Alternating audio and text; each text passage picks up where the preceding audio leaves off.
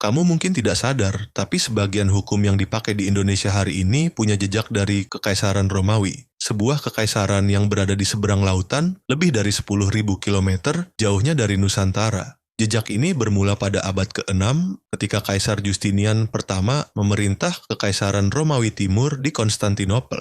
Pada masa itu, hukum Romawi sudah sangat luas, rumit, dan tersebar dalam berbagai aturan. Karena itu, Justinian memerintahkan penyusunan hukum besar-besaran agar hukum Romawi dapat dirapikan, disatukan, dan digunakan secara efektif. Hasilnya dikenal sebagai Corpus Juris Civilis. Corpus Juris Civilis bukan sekadar kumpulan undang-undang. Di dalamnya terdapat aturan kekaisaran, pendapat para ahli hukum Romawi, buku ajar hukum, serta aturan-aturan baru yang dikeluarkan pada masa Justinian. Setelah Romawi Barat runtuh, hukum Romawi tidak benar-benar menghilang dari Eropa. Berabad-abad kemudian, teks-teks hukum Romawi seperti Corpus Juris Civilis kembali dipelajari, terutama di universitas-universitas abad pertengahan. Dari sinilah hukum Romawi menjadi salah satu fondasi penting bagi tradisi civil law, yaitu sistem hukum tertulis yang berkembang di banyak negara Eropa daratan.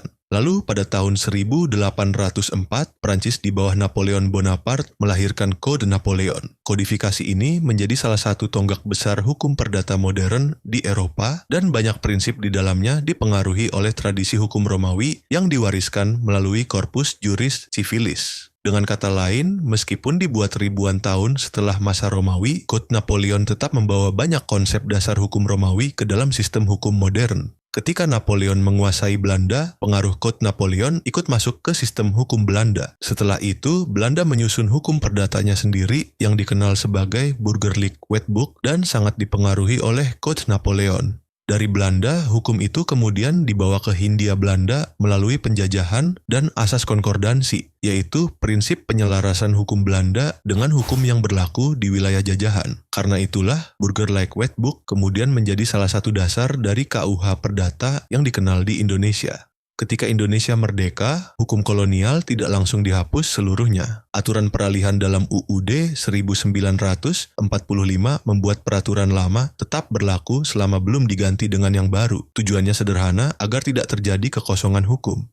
Indonesia sudah merdeka secara politik, tetapi sistem hukumnya tidak bisa diganti dalam satu malam. Karena itu, sebagian hukum lama tetap dipakai sementara sampai diganti dengan hukum nasional yang baru. Memang, seiring waktu, banyak hukum lama telah diganti dengan hukum nasional Indonesia. Tetapi, jejak prinsip-prinsip hukum sebelumnya masih terasa dalam banyak bidang, terutama hukum perdata, seperti perjanjian, kepemilikan, perikatan, dan tanggung jawab perdata. Jadi, ketika kita membicarakan hukum Indonesia modern, jejaknya tidak hanya berhenti di Belanda. Jejaknya bukan garis lurus yang sederhana. Ada rantai panjang peradaban hukum yang menghubungkan Indonesia hingga ke Romawi. Inilah Corpus Juris Civilis, salah satu warisan hukum terbesar dalam sejarah manusia yang jejaknya masih terasa hingga hari ini.